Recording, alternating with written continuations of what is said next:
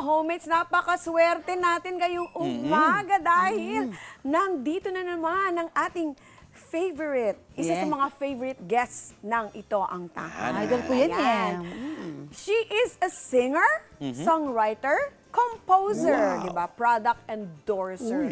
At syempre, two-time PMPC Star Awards for Music winner. Wow! Di ba? The most sought after Filipina singer in Japan. Ladies and gentlemen, please welcome Miss Joss Garcia! Welcome again! Hi, mga homates! Magandang umaga po sa inyo lahat. Ayan, maganda ka rin. Maraming Huwag ginimasu! Ano, Sir Benny, ito na naman yung topic natin. Siyempre, hindi makakaligtas si Joss sa topic natin. Kahit pa paano, kailangang i-share niya. Siyempre. Diba? Anong personal na naiisip mo pag naririnig yung salitang happiness? Sa'yo, sa sarili mong personal life? Yes po. Bilang isang artist, ang happiness sa akin ay yung nakikita ko na may mga napapasaya akong mga tao sa pamamagitan po ng aking pag-awit. Oo Oh, nga di ba? naman. Tama nga naman. Use your passion. No? Yes. Correct. Yun. Yes. Siyempre, yung pag nakikita mo silang masaya doon, nagsisimula na masaya ka na rin, di po ba? Na na-appreciate nila kung ano yung bagay na inihahandog mo para sa kanila. For your fans and younger generation, what advice can you give about finding true happiness? Totoong kaligayahan. Totoong kaligayahan. Maging kontento po talaga kung ano yung binigay sa'yo. Kumbaga parang maging masaya ka sa lahat ng bagay na kung ano yung napasayo, naandyan. And syempre, hindi naman komo kahit na nandyan na, titigil ka na sa pangarap mo. Kasi minsan, habang nangangarap ka, lalo kang tumitibay, lalo mong nalalaman lahat ang mga bagay-bagay, lalo kang natututo. Tama. Parang kaya huwag kang give up yung goals nyo, pangarap nyo sa buhay. Habang may buhay kasi may pangarap. So, wag po kayong magsasawang mangarap. Kagaya ko hanggang ngayon, nangangarap po na makapagpasaya kayo ng ibang tao. Ganon. Joss, as an artist, which do you prefer? Happiness or contentment? Contentment po. Kasi pag kontento ka na, kasunod na yon na magiging masaya ka na. Kasi kontento ka na kung ano yung buhay mo.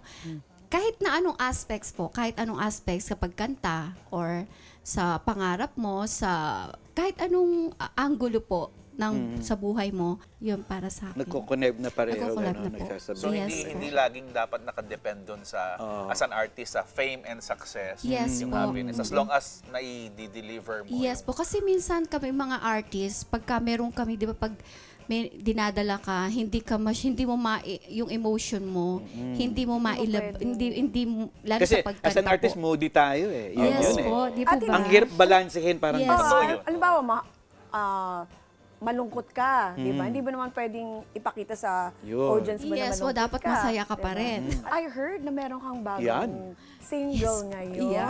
Excited na kami dyan. Ayan, itong title nito, Iiwan na Kita, composed by Ray Valera. Kararating mo pa lang eh. Maaga pa. Kararating mo pa lang. Pero hindi ko po kayo iiwan. Siyempre, hanggang sa, alam nyo na. Teka, bakit gano'n maritas muna tayo. Bakit gano'n ang title? Yes po. Saan hinugot? Actually, ang nag-compose Apo nga si City to Ray Valera po. So, ang sabi niya, ito daw yung tungkol sa nagmamahalan na nagpapakiramdaman sila kung sino yung unang bibitaw. Yung parang... Iniwan mo na si Kuya Ray? Parang gano'n? Hindi naman. Okay. Sorry. Yun lang intindi ko. Bago pa lang po. Yes, bago pa lang yung song niya. Sana po ay... Actually, hindi pa talaga officially naka-release to, pero nasa YouTube channel na po to ng Sigma 54 na yun po ay hinahandle din po ni Tito Ray Valera. So, nandun na po yung music video, pero to follow na po, i-release na po sa lahat po ng digital platforms po. Yan. Ako naman gusto ko na ng sample. Siyempre, Bigyan hindi natin kami papayag yan. na walang sample at marinig naman ang iyong latest single na entitled Iiwan na Kita. Ladies and gentlemen, please welcome Miss Joss Garcia! Ay, Garcia yan, ha?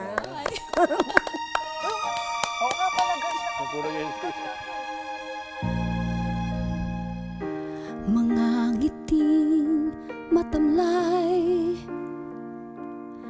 walang gana mong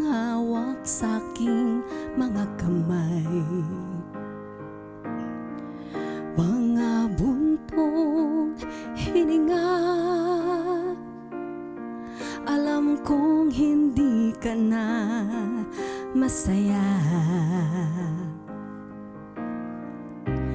Di ba nagtataka, ako'y tumahimik na, napagod nang lumaban pa. Lumaban tayo sa panahon, ngunit iba na tayo ngayon. Nasasaktan, pikit mata, ang tanggaping hindi ka na masaya. Kapwa takot magtanong, naghahanap ng rason upang hindi na lumisampaw. Nang hihinayang na lamang ba, o di matanggap na ang lahat ay tapos na, at hinihintay mo na lamang bang sabihin ko sa'yong mahal? Iiwan na kita nang hihinayang na lamang ba, o di matanggap na ang lahat ay tapos na, at hinihintay